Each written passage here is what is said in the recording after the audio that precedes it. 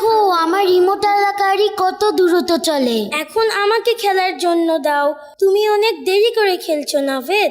আমি আরো বেশি খেলবো, কেননা এটা আমার গাড়ি। এটা ভুল নাভেদ, আমাদের অবশ্যই নিজের জিনিস হিসেবে সুবিধা নেওয়া ঠিক না। আর আমি তো তোমাকে খেলার জন্য বারবার আমার খেলনা দিয়েছি। হ্যাঁ, আর আমি কখনো এসব কথা বলি না। আমাদের সব সময় যে কারোর সঠিক কাজ করা উচিত।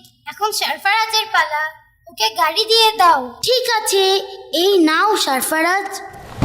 ওহো, আমার সময় হয়েছে আর বৃষ্টি এসেছে। চলো তাড়াতাড়ি নিরাপদ জায়গায় চলে যাই, ভিজে যেও না। দেখো না, মুষলধারে বৃষ্টি হচ্ছে। এ কথা বলে না সরফরাজ, আমাদের জন্য এখন খেলার সময়, কিন্তু অনেক লোকের জন্য এই বৃষ্টি খুবই প্রয়োজনীয় এবং এটা আমাদের জন্য গুরুত্বপূর্ণ। আল্লাহ আমার প্রয়োজন পূরণের জন্য এই বৃষ্টি দিয়েছেন। হ্যাঁ, এই কথা তো ঠিক, বৃষ্টি না হলে অনেক সমস্যা হতো। খেতে, ঝিলে, পাহাড়ে যদি এই বৃষ্টি না পড়ে তাহলে ফসল আর তরকারি কিভাবে উৎপন্ন হতো?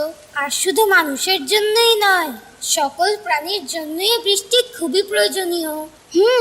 এ তো একেবারে ঠিক কথা।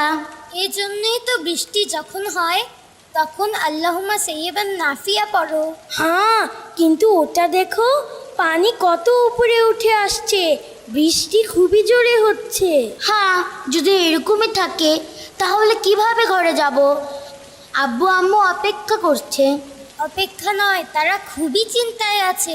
ওই দেখো, আনসারা আপু আসছে। আব্বুকে অবশ্যই আম্মু পাঠিয়েছে। আসসালামু আলাইকুম। ওয়ালাইকুম আসসালাম। তোমরা সবাই এখানে কি করছো? এখানে দাঁড়িয়ে আছো, সবাই তো ভিজে যাবে। আমি ভেবেছিলাম বৃষ্টিতে গোসল করব, কিন্তু ঘর থেকে অনুমতি নেইনি, এই জন্যই এখানে দাঁড়িয়ে আছি। মাশাআল্লাহ, এ তো খুবই ভালো কথা। এভাবেই আব্বু আম্মুর অনুমতি ছাড়া কোনো কাজ করা উচিত না। কিন্তু আমি তো 2টা ছাতি নিয়ে এসেছি, আমাদের সবার তো এখানে ধরবে না। হ্যাঁ, এমনিই তো ভিজে গেছি। আর দেখো বৃষ্টি কত জোরে পড়ছে। আমরা কিছু সময় দাঁড়িয়ে অপেক্ষা করি। আচ্ছা ঠিক আছে, কিন্তু নাভেদ, সরফরাজ তোমাদের নিয়ে বাসায় চিন্তা করছে। আমাকে আম্মু বলেছে যে যদি বৃষ্টি নামে তাহলে কোথাও দাঁড়িয়ে অপেক্ষা করতে। হ্যাঁ, বৃষ্টি থেমে গেলে চলে আসবে। হ্যাঁ, কিন্তু দেখছো তো বৃষ্টি কত জোরে পড়ছে, সব জায়গায় পানিতে ভরে গেছে।